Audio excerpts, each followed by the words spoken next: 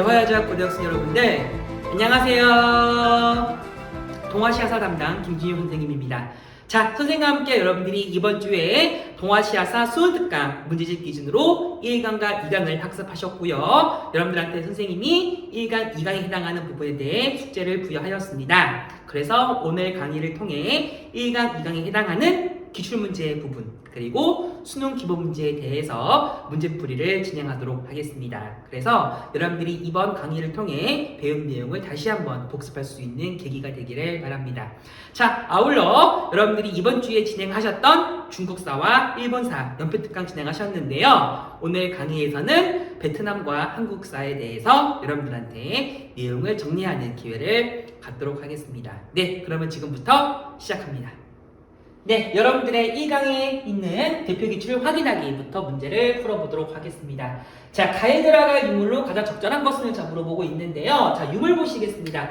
자, 주제를 보니까 지금 얼리터우 문화가 나와 있습니다. 아이고, 얼리터우 청동기 시대입니다. 그치요? 근데 네, 일단은 조사책을 보시게 되면은 강이 표시되어 있습니다. 그리고 지도까지 친절하게 표시되어 있네요.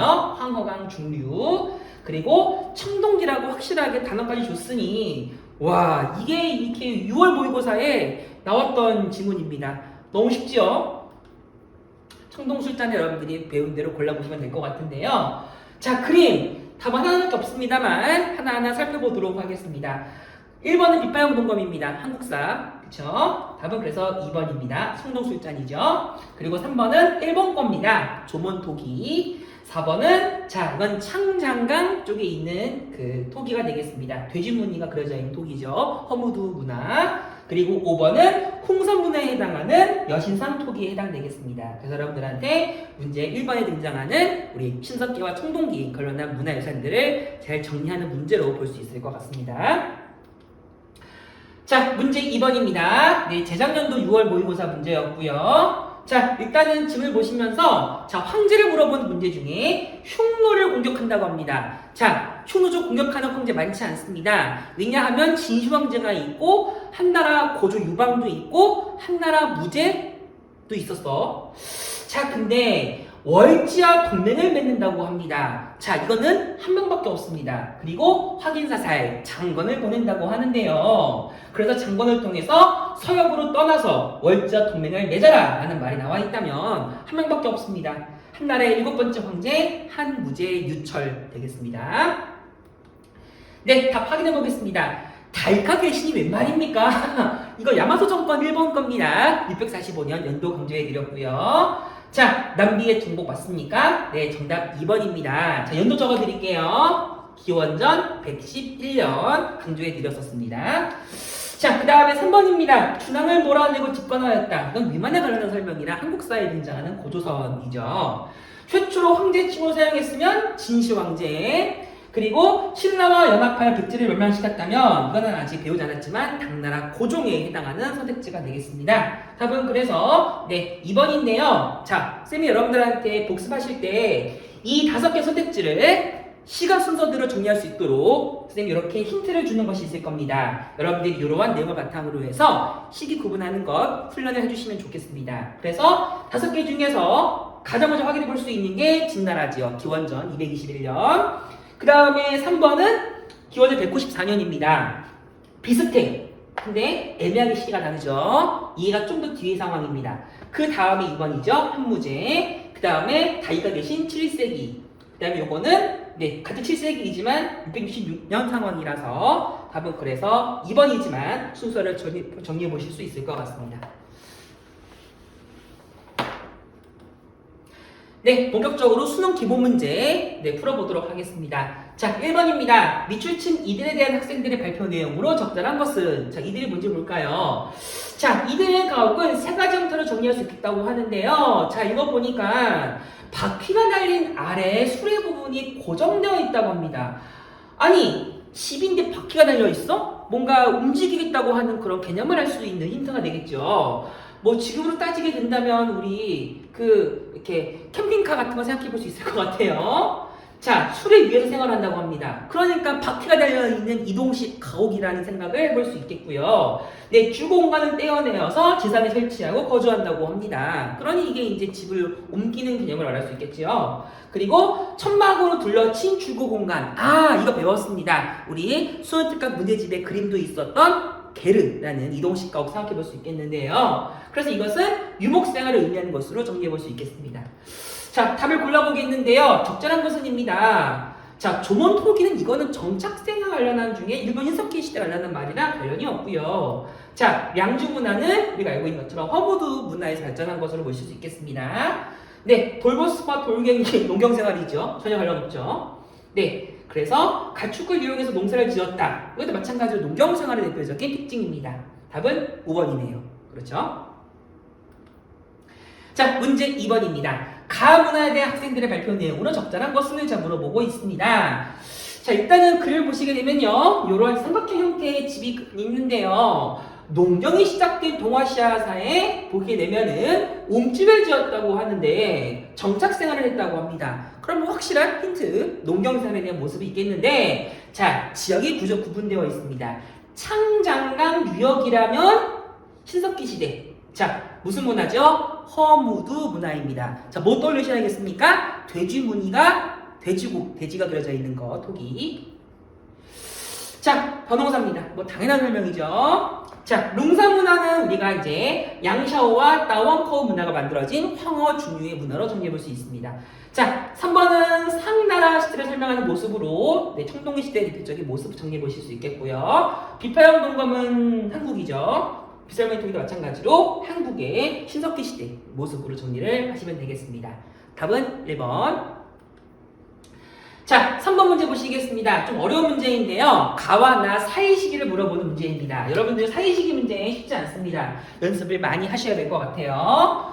자, 가지문 보시겠는데요. 무경이라는 사람 다 몰라도 됩니다. 근데 자, 요거는 알아야 돼. 상나라거든. 상나라 마지막 왕이었는데, 자, 그리고 나서 동토를 나누어서 조상의 제사를 받들었다고 합니다. 자, 그렇다면 상나라가 멸망하고 나서 이후의 상황일 테니 이거는 지금 주나라의 모습으로 볼 수 있겠습니다. 정확히 말하면 서주, 그치?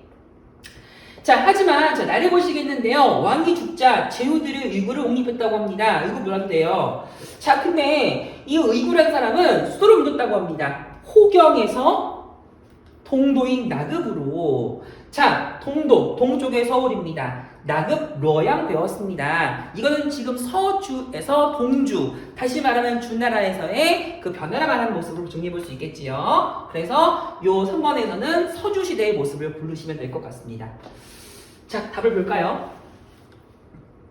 자, 우연히 망명하였다. 이건 나 이후입니다. 기원전 194년이라 관련이 전혀 없고요. 자, 통일 말도 안 됩니다. 나 이후에 있었던 진시황제 때 상황이고. 자, 3번입니다. 견용족이 쳐들어왔었지.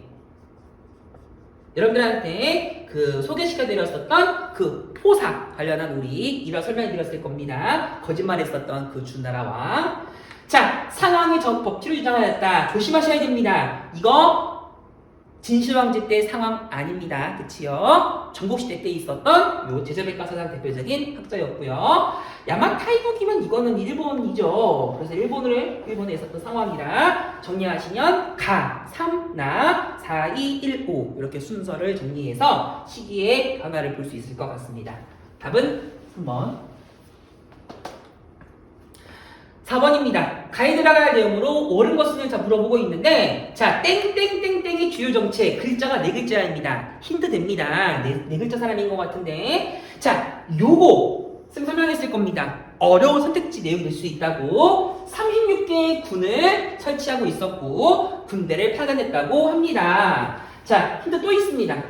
이사의 건의, 법과사상가죠. 그리고 제자백과의 책을 모두 불태웠다고 하는데 이 사건을 뭐라고 합니까? 분서갱유라고 합니다. 이 사람 누구예요? 최초의 진나라 황제지 진시황제 모습을 고르시면 되겠습니다. 네, 1번은 뭘까요? 한나라 무제 업적이지요. 자, 2번은 주나라 상황이라 답이 다르고요. 자, 3번 같은 경우는 왕망의 신나라를 설명하는 내용입니다. 4번은 이거는 위나라 모습입니다. 답이 있잖아, 위라고. 그치? 그래서 정답은 5번입니다. 흉노를 공격한 사람 누구죠? 우리가 알고 있는 몽염이라는 사람이었지. 그리고 말이 정성 썼다는 모습까지 보시면 될 것 같습니다. 답은 그래서 2, 5, 1, 3, 4 이렇게 정리해 볼 수 있을 것 같습니다. 자, 5번입니다. 밑줄 친 황제에 대한 설명으로 옳은 것은, 자, 황제의 설명 물어보고 있는데요.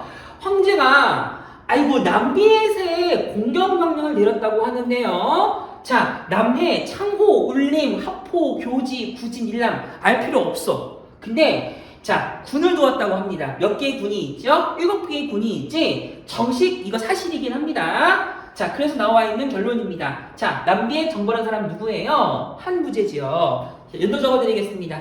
기원전 111년인데 자, TMI 하나 알려드릴까요? 이때 정확하게 두 개를 더 나중에 복속하게 되었었는데 담이라는 지역과 주애라는 군을 두었다고 합니다. 그래서 군이 남해, 창호, 울림, 합포, 교지, 구진, 일남, 담이 주의 9군이에요.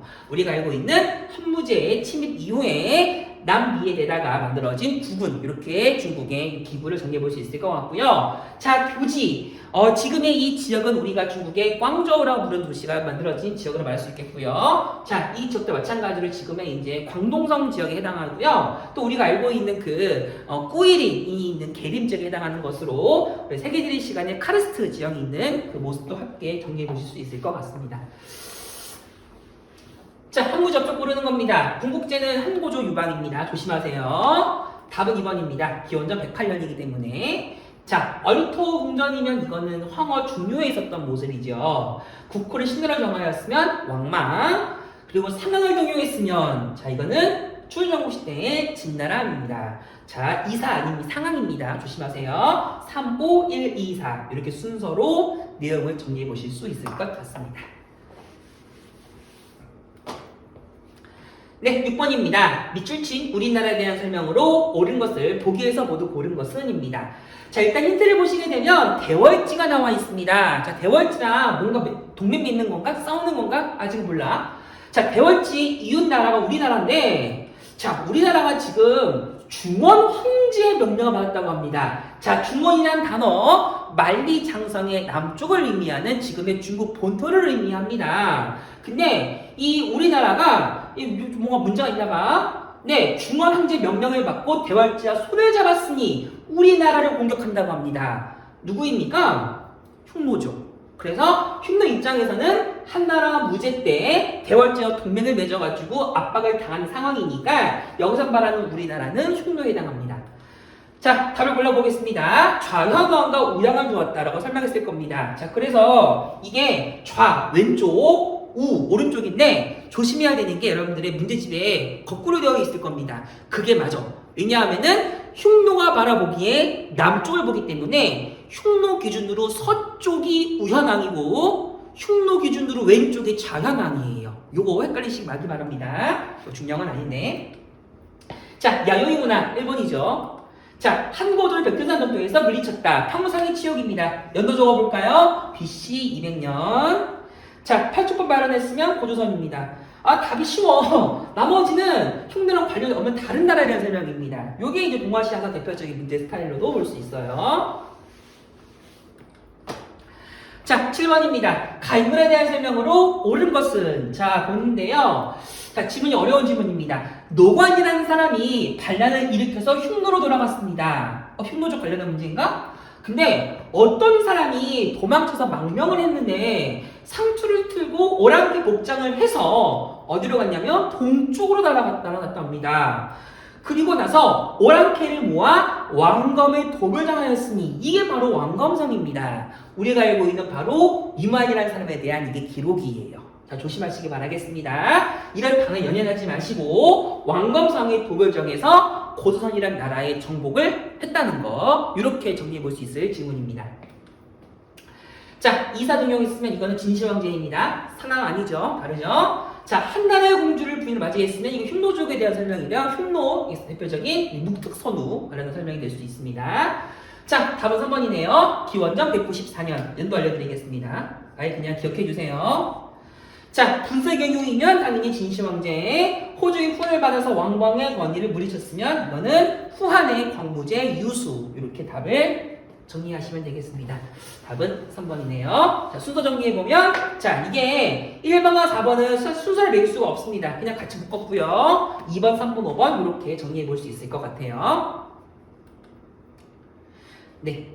그리고 이라는 것처럼 2번, 사실 3번도 네, 명확하게 시기 나누기 애매하게 합니다만 이 정말 어려운 질문입니다. 그래서 이게 나중이에요. 154년이고 200년 이제 직후 상황이라서 이렇게 볼 수 있거든.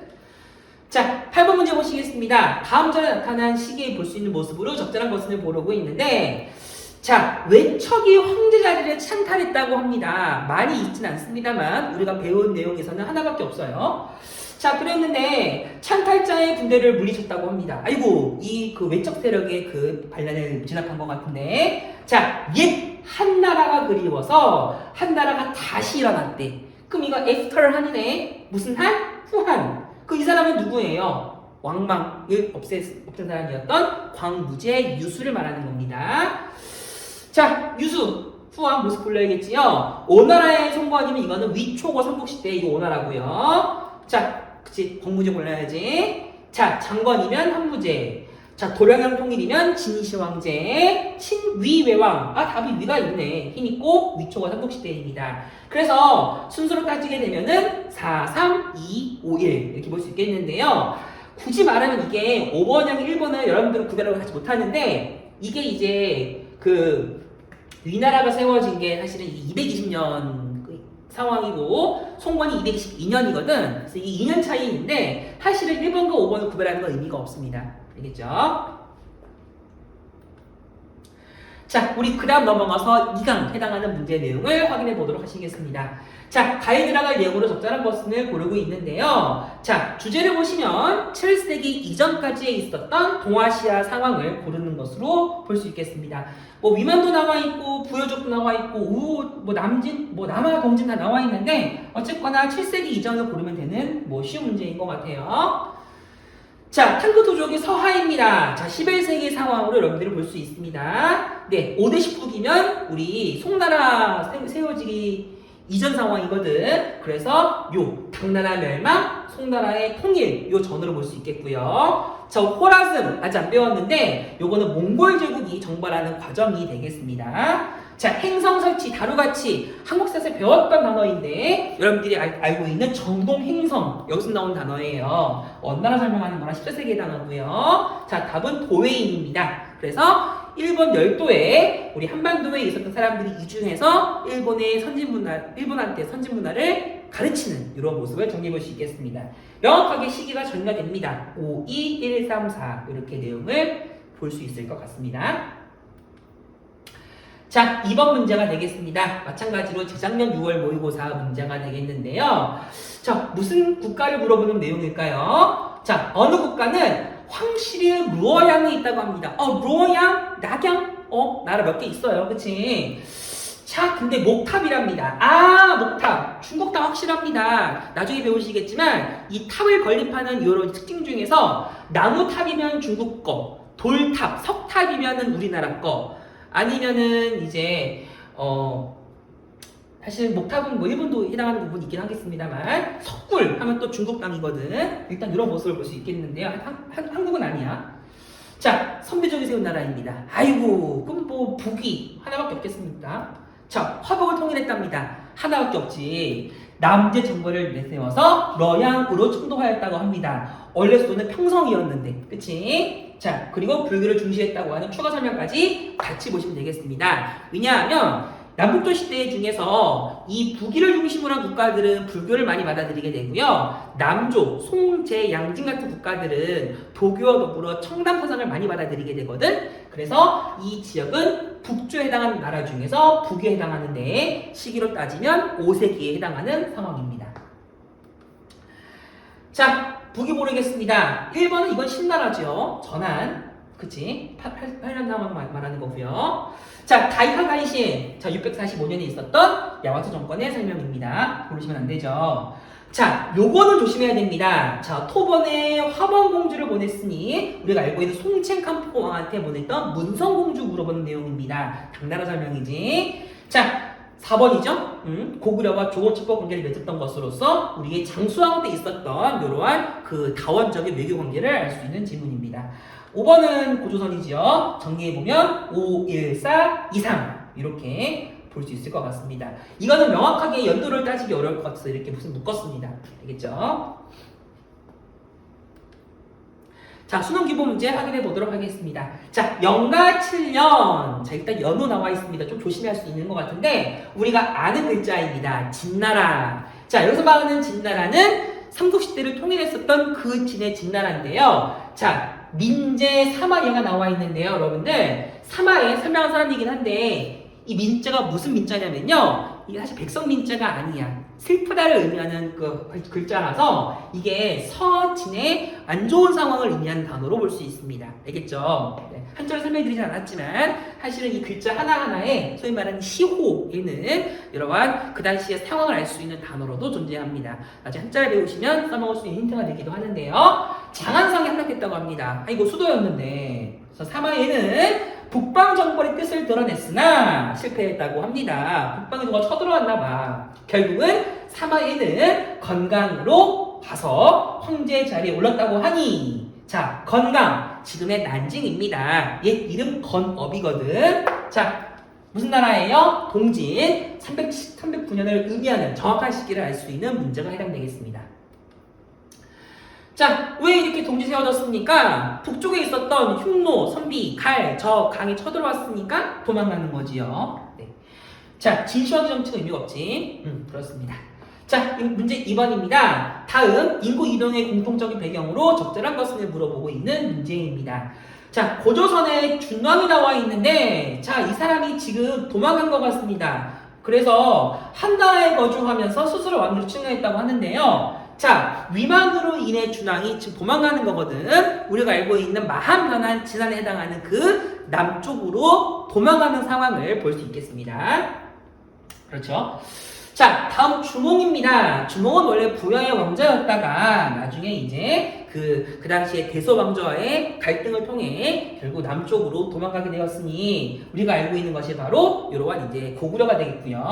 한편 자, 주몽이라는 이제 아들 유리거든. 그래서 유리가 고구려 2대 왕이 되자 그 당시 또 다른 왕자였었던 비료 왕자와 원조 왕자는 나중에 남쪽으로 가서 지금의 미추홀 인천 그리고 지금의 한성 서울을 와서 나라를 세웠다고 합니다. 이게 바로 무엇입니까? 정치적 이동이죠. 그래서 말하는 것은 백제의 건국에 대한 내용을 담고 있습니다. 정치적 이동.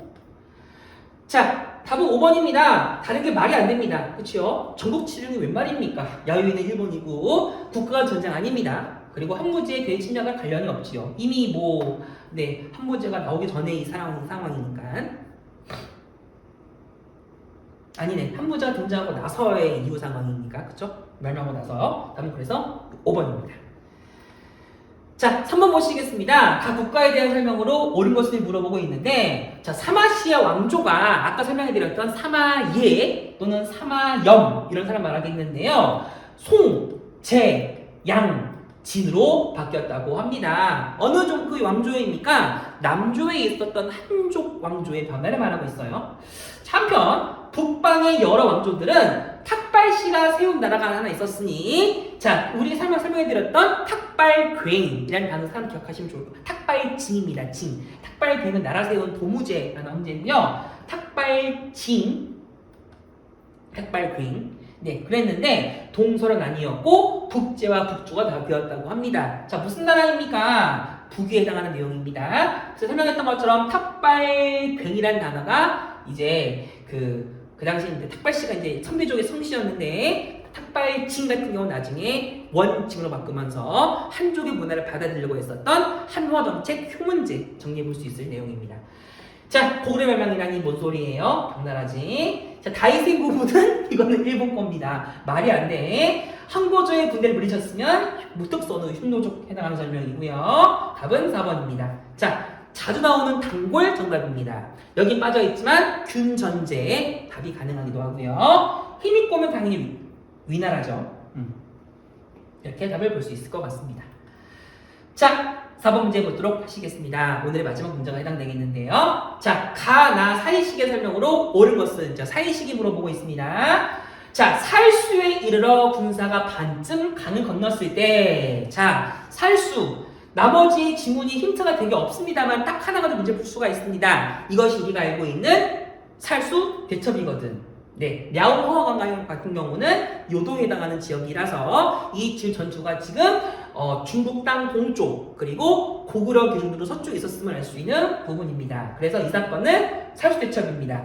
연도 강조했습니다. 자, 나가 좀 어려운 질문입니다.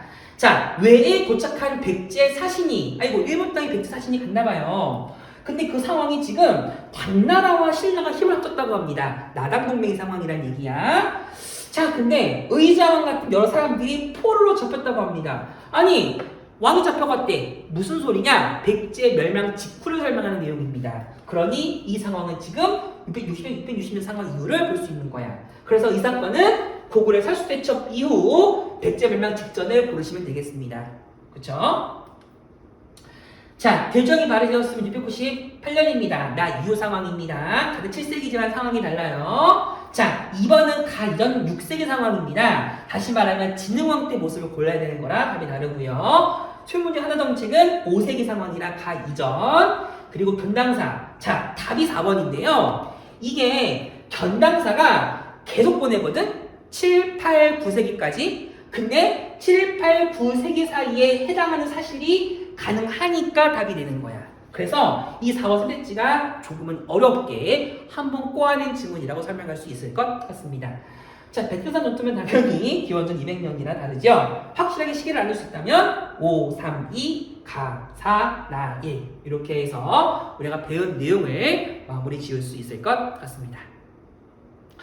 네, 지금까지 우리 1강과 2강에 해당하는 문제풀이를 학습하셨습니다. 네, 지금부터는요, 여러분들한테 이번 주에 진행하고 있었던 우리 각 국가의 연표 정리에 해당하는 부분을 진행해 보도록 하겠는데요. 첫 번째 있는 나라는 베트남에 해당되도록 하겠습니다.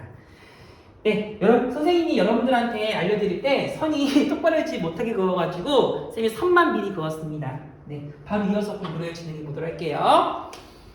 네, 보시게 되면요, 맨 처음에 베트남에서는 풍웅우의 문화가 성립이 되었습니다. 자, 처음 들어본 단어는 아닙니다. 왜냐하면 우리가 지난 시간에 돌림판을 이용해 만들어지는 토기에 대해서 설명한 적이 있었고요. 교과서에 등장하는 그림이라고 언급까지 해드렸었습니다. 자, 그리고 나서 이제 베트남에서도 청동기 시대가 도래하게 되었었는데요. 대략 기원전 20세기 정도, 네, 이게 기원전이거든. 그래서 동선 문화가 만들어지는 시기, 동선 시대라 말할 수 있겠습니다. 자, 쌤 여러분들한테 뭐 설명해 드렸냐면요. 요 시기에 해당하는 청동으로 만들어지는 북을 같이 그려본 적이 있었을 건데요. 마찬가지로 교과서에 있는 그림입니다. 여러분들 필기했던 기억을 떠올리시면 되겠는데요. 자, 시간이 지나고 나서 여기에는 뭐 어우락, 무슨 발랑 여러 국가들이 등장했었는데 여러분들이 기억해야 될 국가가 있다면 네, 기원전 207년에 있었던 국가 하나를 기억하셔야겠는데 뭐라고 하냐면 남비엣이라고 합니다. 자, 남비엣, 이거 베트남 말이지만 한자 표현으로 쓸 수 있습니다. 뭐라고 하냐면 남월이라고 부르는 단어예요. 자, 쌤이 여러분들한테 소개시켜드렸던 단어이기도 한데요. 자, 사실은 이 국가를 세운 사람이 누구냐면 자, 인물은 찌에우다라는 사람입니다. 이게 이제 한자 발음으로는 조타라 발음하는 사람이에요. 찌에우가 조, 다가 타로 번역되는 글자인데 자, 찌에우다가 왜 중요한 사람이냐면 시기를 보시길 바랍니다. 이 찌에우다는 원래 그 남비에서 세운 원래 이제 시조가 되겠는데요. 원래 진나라 시황제, 그 진시황제 명령을 받고 이 남쪽 지역을 정벌을 명령을 받은 사람이야.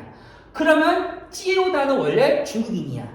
실제로도 찌우다의 그 출신 지역이 지금의 하북성 지역이기 때문에 실질적으로는 중국 북부 지역에 해당하는 거 맞습니다. 근데 이 찌우다가 나라 세우는 과정이 진시황제가 바로 몰락해버리잖아? 그래서 이제 그 한나라 초나라의 그런 이제 쟁패기 시기가 돌아오니까 이제 이 빈틈을 이용해서 나라를 스스로 세운 독자적 왕조를 구상했다는 겁니다. 그럼 이제 찌우다가 세운 이 남비엣은 중국 왕조 아니냐라는 또 이렇게 이제 썰도 가능할 수가 있는데, 물론 이제 베트남상 듣기에는 이 역사의 왕조를 둘러싸고 많이 아직까지도 갈등을 하고 있긴 해요. 근데 이 찌에오다의 모습이 그 당시에 상투를 쓸었다고 합니다. 자, 이게 우리나라의 고조선에 관련되어 있는 위만이랑 비슷한 모습입니다. 우리가 마찬가지로 위만이라는 사람도 연나라로부터 왔다 하더라도 우리가 중국인으로 바라보지 않는 것은 그 위만이 갖고 있는 문화적 특성이 다르다는 거잖아. 똑같아요. 찌에오다도 출신은 중국이야. 하지만 이 중국 문화와 남쪽에 있었던 이 인도창이나 문화를 그 당시에 받아들여서 독자적 국가를 완성했다는 점에 있어서 이 찌에오다가 세운 남비엣은 지금의 베트남 문화의 뿌리가 된다고 설명할 수가 있어. 그래서 이 찌에오다에 의해서 앞으로 설명해드릴 국가들은 바로 이런 남비엣의 그런 문화적 그 정통성과 문화적 계통을 이으려고 노력했다고 볼 수 있겠습니다. 아시겠죠? 네, 그리고 나서 자, 이거 아셔야 됩니다. 기원전 111년에는 이 남비엣이 멸망을 해보게 되면서 중국의 지배를 받게 됩니다. 자, 이거 기억하셔야 됩니다. 무슨 인물 때문이었지요? 우리가 알고 있는 것처럼 한 무제의 침입으로 이 남비엣이 멸망하게 됩니다. 그리고 나서 이 북쪽 베트남 북부 지방 같은 경우는 1000년 가까이 중국의 실효 지배를 받게 되는데요. 자, 참고사항 하나 말씀드리겠습니다. 자, 여러분들이 문제집이나 교과서를 보시게 되면은 지속적으로 이 지역을 다스리는 국가로 참파라는 나라가 등장할 텐데, 이 참파는 베트남이랑 다른 계통입니다. 이 참파가 말레이 계통이야. 그래서 이게 지금의 태국과 말레이시아 북부 지방과 미얀마에 그렇게 걸쳐져 있는 문화에 또 관련된 국가이기 때문에 여러분들이 참파라는 나라를 베트남으로 오해하시면 안 될 것 같습니다. 참고해 주시길 바래요. 자, 그리고 나서 이제 기원 후로 넘어가게 됩니다. 자, 그리고 나서 이제 중국의 지배를 받던 도중에 마찬가지로 이제 이 지역에서도 큰 변화가 찾아오게 되었는 게 바로 939년에 있게 되었습니다. 자, 나라가 세워지게 되었는데요. 이 나라를 뭐라고 하냐면 안남이라고 불러요. 그래서 안남 왕조가 들어서게 되면서 이제 다시 독립을 하게 되었는데, 이때 왕조를 응오 왕조라고 부르게 됩니다. 한자 발음으로는 이게 우리가 이제 오라 발음이 되고요. 자, 그리고 나서 이 안남 왕조가 바로 멸망하고 나서 등장하는 국가가 있다면 968년에 있었던 따이비엣이라고 합니다. 자, 발음 여러분들이 이거 베트남어인데 한자 발음으로도 옮길 수 있을 것 같아요. 따이, 대, 비엣, 월이거든. 그래서 이 대월이라는 국가가 또 900년 가까이 또 베트남의 지역을 다스린 국가로 보실 수 있겠습니다. 자, 이때 있었던 몇 가지의 또 왕조의 변화가 있었는데요. 같은 나라임에도 불구하고 띵, 레, 리, 쩐, 다시 레. 자, 레가 겹칩니다. 그러면 이 뒤쪽을 우리가 이제 에스컬레라 부르겠지? 그래서 후레. 후레가 시작할 때 후레 아니에요. 후레 발음이 되기도 하고요. 자, 그리고 나서 또 이제 이 왕조가 찐, 그 다음에 우엔 이렇게 나누어지는 상황까지 볼 수 있을 것 같습니다. 자, 이게 굳이 말하면 이게 한자 발음으로 정이에요. 정. 그리고 이거는 리, 이거는 여, 이, 뭐 쩐, 진. 그 다음에 다시 여. 그 다음에 이게 전이고 이게 이제 그 완이라는 단어가 해당되는데, 자, 우엔 베트남에 지금도 있는 그 많은 성씨 중에 하나인 3분의 1 이상 사용하는 이 응우엔시가 많습니다. 그래서 여러분들이 이러한 변화를 볼 수 있을 것 같기도 한데요. 자, 왕조의 변화보다도 여러분들이 이 쩐 왕조를 좀 주목하셔야 될 것 같습니다. 자, 쩐 왕조가 언제 세워지냐면 1225년에 세워지거든. 자, 근데 자, 이 시기 때 중국 사람 맞물려 떨어지는 사건이 발생하게 되는데, 다름 아닌 자, 쩐 왕조를 세운 사람의 그 사람의 사촌 동생이었던 쩐흥 따오라는 사람을 기억하셔야 됩니다. 왜 중요하냐면, 자, 13세기 초반 상황입니다. 1206년에 통일되었던 몽골 제국이 여기까지 쳐들어오게 되거든. 그때 쩐흥 따오라고 하는 이 왕족이 수군을 이끌고 무려 3차례 넘게 몽골의 이 해군을 무찌르게 되었다고 합니다. 자, 그 당시에 몽골의 해군이 이제 알다시피 유목민족이기 때문에 말을 끌고 오거든. 근데 이제 해군의 수분이 약하니까 그 당시 남송에 있는 이제 지역 한족들로부터 배를 증발해서 싸우는 과정이야. 그래서 이 쩌렁따오는 우리나라 이순신이랑 동급이에요. 똑같이 해군을 이끌어서 이제 그 외적의 침을 막았으니까요. 그래서 여러분들이 나중에 배우실 때 쩌렁따오 공부하실 것이고 이때 있었던 상황으로 몽골의 침입 같이 정리해 보실 수 있을 것 같습니다. 여러모로 같은 시기 우리나라도 딱 떠올려 보면은 삼별초가 해당되는 부분이잖아. 그래서 요 13세기에 있었던 모습을 같이 그 동아시아 정세로 공부해 볼 수 있을 것 같고요. 자, 그 다음에 잘 가다가 이제 찐과 응후의 왕조가 들어서면서 나중에 이 왕조는 자, 큰 변화를 맞이하게 됩니다. 1862년에 제1차 사이공 조약을 체결하게 되는데 이게 중요한 사건입니다. 자, 시기가 19세기 중반에 해당하는 사건인데요.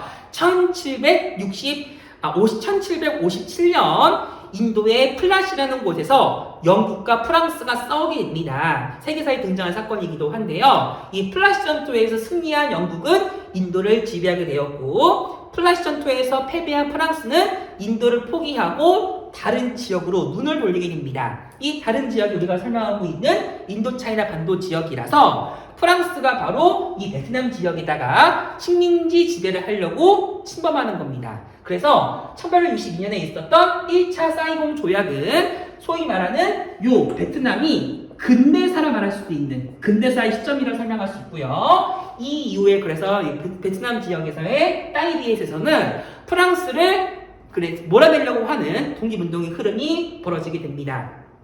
하지만 결국 이 따이비엣은요 1887년에 망하게 됩니다.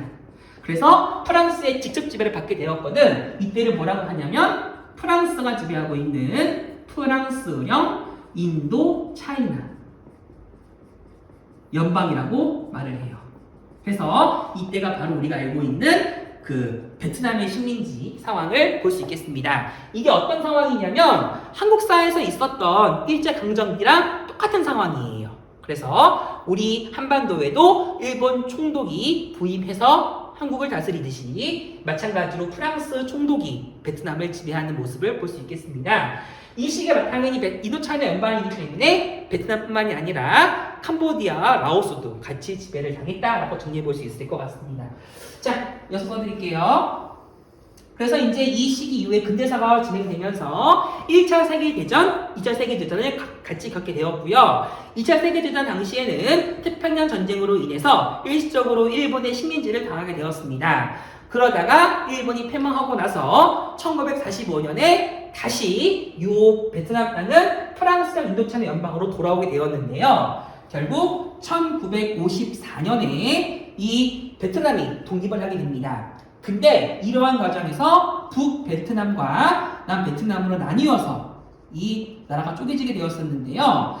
그 당시에 북쪽의 베트남 같은 경우는 사회주의를 표방한 국가였었고 남쪽에 있었던 베트남 같은 경우는 자유주의를 표방한 국가였습니다. 자, 20세기 이후 중반 상황이면 여러분들이 한국사 시간에 배웠던 냉전체제랑 관련되어 있는 상황입니다. 그래서 다시 말하면 이데올로기의 이 갈등으로 인해 결국 이웃 지역에서도 두 베트남끼리의 내전이 발생하게 되고요. 우리는 이 사건을 베트남 전쟁이라고 합니다. 그래서 동아시아사 교과에서는 통킹만 사건을 배울 예정입니다. 자, 이때 베트남을 이끌었던 유명한 지도자가 있다면 호찌민이라는 사람입니다. 한자 발음으로는 호정명이라고 부르는데요. 이 사람이 이제 베트남을 승리로 이끌었다가 통일을 눈앞에 두고 사망하게 됩니다. 그래서 1975년 북베트남이 결국 남베트남을 무너뜨리고 통일을 하게 되어서 지금도 베트남이라는 국가는 사회주의 국가로 남아있다라고 정리해 볼 수 있을 것 같습니다. 자, 여러분들이 여기 적혀있는 내용처럼 모든 것을 우리가 동아시아사에 다룰 수는 없습니다. 다만 이 시기에 관련되어 있는 중국과 관련된 사건이라는 점, 그리고 나중에 2학기 때 배우시겠지만 근대사 같은 경우에서는 프랑스의 변화가 굉장히 서양과의 조울이 돼서 많은 변화를 초래하기 때문에 함께 시기를 정리해 보시는 것도 의미가 있는 공부가 될 거라 생각합니다. 칠판 한번 지우고 이어서 한국사 내용을 정리하도록 하겠습니다. 네, 이어서 한국 역사 연표를 정리해보는 시간을 갖도록 하겠습니다.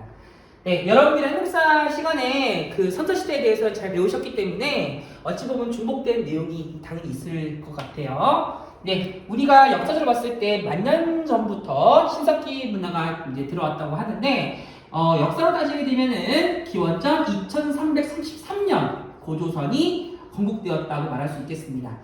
자, 그리고 나서 우리 동아시아사에서 주로 다뤄야 될 시기는요, 기원전 194년을 보셔야 될 것 같은데, 우리가 알고 있는 것처럼 연나라 땅에서 우리나라에 이주하게 되었던 유만의 집권을 함께 보셔야 됩니다.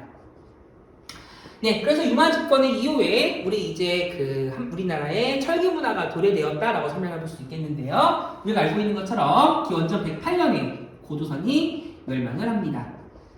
당연히 누구의 침입이죠? 한무제의 침입이죠.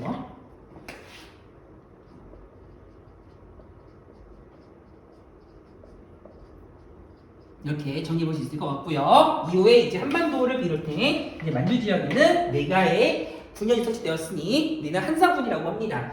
자, 그리고 나서도 이제 꾸준히 우리 민족이 세운 여러 국가가 만들어지게 되었었는데, 우리가 알고 있는 것처럼 뭐 부여, 고구려, 백제, 신라, 여러분들이 사실은 알다시피 옥저 동해도 있었고 마하면한 재단도 있었는데요. 우리는 큰 틀에서 바라보기 위해서 우리는 고구려, 백제, 신라, 소위 말하는 KBS 중심으로 국가의 변화를 살펴볼 수 있을 것 같습니다. 이때가 기원전이고요. 그래서 사실 연도를 외울 수는 없어. 뭐 엄밀히 따지면 뭐 신라의 건국 연도가 기원전 57년이 있고요.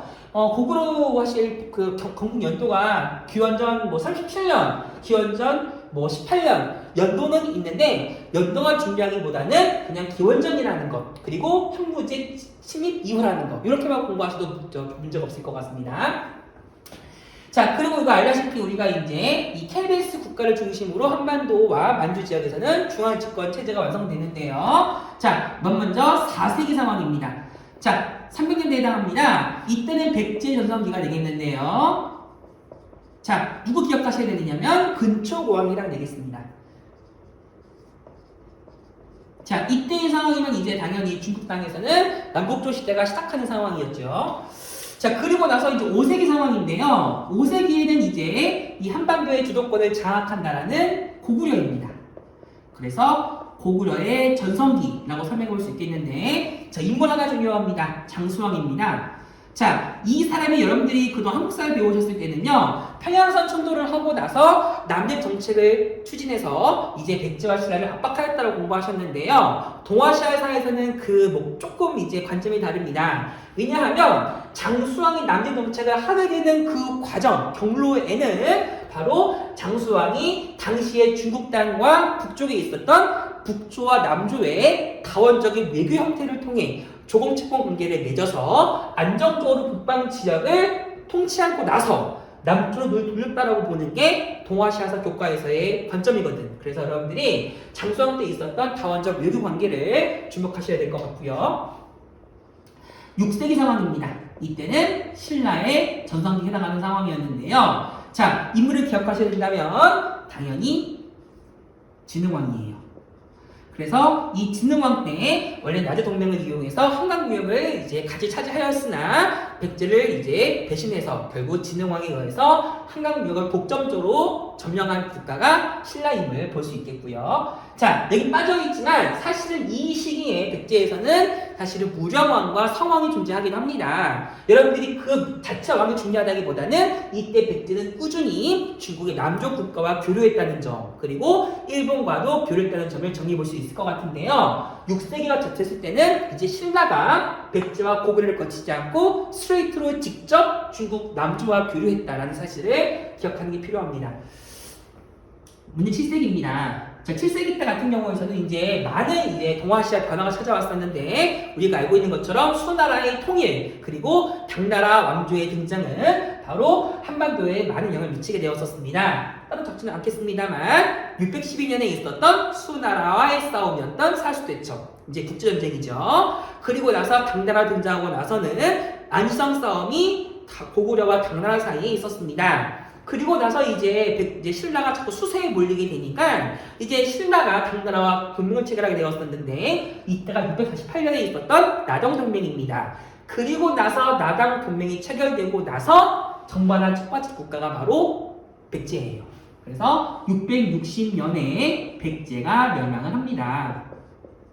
자, 마지막 왕 외우셔야 됩니다. 백제 의자왕이었고요. 자, 그리고 나서 바로 668년에 고구려도 멸망을 하게 됩니다. 물론 고구려 같은 경우도 나당 연합군에 의해 멸망을 당하겠지만 사실은 그 당시에 연남생, 연남산, 연남건이라는 연교소군의 세 아들들의 내부 분열로 망했다는 거 배경 설명으로 기억해 주시면 좋겠습니다. 나중에 문제에 이 연남생이 나올 거예요. 자, 그리고 여기 빠져있지만 백제 멸망하고 나서 그 당시에 이제 나당 연합군을 무찌르는 과정에 백제의 부흥운동이 존재했었는데 백강전투 663년 반드시 기억해야 될 사건으로 언급해드리겠는데 그리고 나서 이제 이 한반도까지 모두를 시로 지배하려고 했었던 당나라의 야욕을 분쇄하고자 신라와 당나라 사이의 전쟁이 벌어지게 되었으니 이 사건이 그 유명한 나당 전쟁입니다. 우리가 한국사 때 배웠던 내조성 전투와 기벌포 싸움, 옛날에 금잔디 동산에 메기랑 같이 앉아서 놀던 곳라고 해서 결국 신라가 당나라를 무너뜨리고 진정한 삼국통일을 하게 되었습니다. 하지만 이러한 신라 삼국통일에 끝까지 저항하였었던 고구려 유민들은 결국 북쪽 지방에 나라를 세우게 되었으니 그게 바로 발해예요. 그래서 이 7세기 상황을 여러분들이 정확하게 사건 하나하나를 기억하시는 게 필요합니다. 아시겠죠? 자, 그리고 나서 이 시기 우리가 양두국 시대를 말을 하고 있는데 요 7세기 지나서 8세기, 9세기가 접어들고 나서요. 자, 900년이 되었을 때는 이제 우리나라에 또 큰 변화가 찾아오게 되었습니다. 타르마니 후 삼국의 등장이죠. 그래서 900년에 후백제, 901년에 후고구려 세워지고 나서 다시 삼국이 쪼개지게 되었으나 자, 918년 고려가 건국이 되면서 요 후삼국의 상황이 차츰 정리되기 시작하게 되었습니다. 그래서 후고구려 출신이었던 고려가 나중에 후백제를 무너뜨리게 되지요. 그리고 936년 결국은 후백제를 무너뜨리고 나면서 진정한 후삼국 통일을 달성하게 됩니다. 네, 자세한 과정 같은 경우는 여러분들이 한국사를 배우셨기 때문에 요 정도만 공부해 볼 수 있을 것 같은데 요 시기가 10세기 상황이고 중국은 이때 분열 상황이었습니다. 5대 10국이죠. 그리고 일본은 헤이안 시대였고요. 베트남은 따이비에 이제 따이비엣이 아니고 이제 맞네, 네, 대월에 등장하는 과정입니다. 자, 이렇게 이제 고려가 성립되고 나서는 이제 거란 쪽의 침입, 여진 쪽의 침입, 몽골의 침입 다 막아냅니다. 나라가 무너지진 않았어. 하지만 결국 1392년 이성계에 의해서 왕조가 바뀌게 되었었는데 이때를 뭐라고 하냐면 조선이라고 합니다. 그래서 조선이 건국된 상황 여러분들이 너무너무 잘 알고 있는 사건으로 볼 수 있을 것 같고요. 자, 조선을 나누게 되면은 1592년에 있었던 임진왜란이 아주 조선시대를 둘로 나누는 결정적인 계기다 말할 수 있겠는데요. 우리 임진왜란을 계기로 앞선 시기를 조선전기, 뒤 이후 시기를 조선후기라고 합니다. 그리고 이 사이 이후에는 이제 1623년에 있었던 정묘호란, 1636년에 있었던 병자호란, 다시 말하면 이러한 외란과 호란을 겪게 되면서 요 11세기 상황에 조선에 큰 변화가 찾아오게 되죠. 자, 이어서 밑에서 써드리도록 하겠는데요. 조선 후기가 진행되고 17세기, 18세기가 접어들게 되면서 19세기에 접어들게 되면 조선에도 큰 변화가 찾아오게 됩니다. 우리가 각 국가별로 근대사 우리 스타트 시기 알려드렸었는데요. 네, 마찬가지로 조선에서도 1863년 고종의 즉위로 인해서 소위 말하는 근대사가 시작된다 말할 수 있는데 이거는 100% 일치하는 단어가 될 수는 없습니다. 왜냐하면 그 다음에 있었던 1876년에 조선과 일본 사이에 조일수호 조교 때문이에요. 그래서 이 소위 말하는 강화도 제약으로 본격적으로 근대화가 추진되었다 말할 수는 있는데 사실은 엄밀히 말하면 근대사라고 하는 그 시기를 어디로 바라보느냐에 따라 사실 역사학자의 입장이 좀 다르긴 하거든. 근데 우리 교과서의 편제상 우리 한국사 교과서를 봤을 때 이 단원의 시작이 요 고종의 즉위, 다시 말하면 흥선대원의 집권을 설명하고 있기 때문에 선생님은 교과서의 기준으로 요 근대사의 기준을 안내해 드렸습니다. 자, 그리고 나서 1897년에 고종 황제가 대한제국 수립을 선포하게 됩니다. 엄밀히 말하면 조선과 대한제국은 조금 극이 다릅니다. 왜냐하면 조선이라는 나라는 기본적으로 왕정 국가였지만 대한제국 같은 경우는 황제가 다스리는 제국의 개념이기 때문에 약간 극이 다르기도 한데 어쨌거나 고종과 순종의 이제 즉위 이후에는 우리가 잘 알고 있는 것처럼 경술국치에 의해 우리나라가 일본으로부터 강탈을 당하게 됩니다. 그래서 일제 강점기가 1910년에 찾아오게 되죠. 그래서 35년 동안의 긴하게 일제 강점을 겪고 1945년에 8월 15일 광복으로 해방을 맞이하게 됩니다. 광복이죠.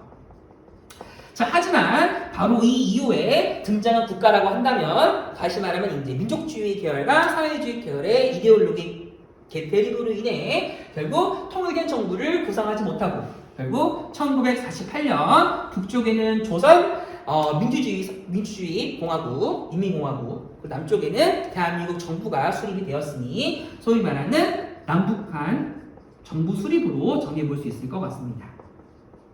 그래서 우리가 이후에 배웠던 내용에서는 한국사에서 배웠던 것처럼 현대사 내용을 정리해 볼 수 있을 것 같은데요. 여러분들이 이 정도만 공부하셔도 우리 한국사에 관련한 동아시아사 내용에 선입하시는 데는 문제가 없을 것 같습니다. 여기 나와 있는 연도를 좀 기억해 주시면 동아시아의 흐름에 여러분들이 정리하는데 많이 도움이 될 거라고 생각합니다.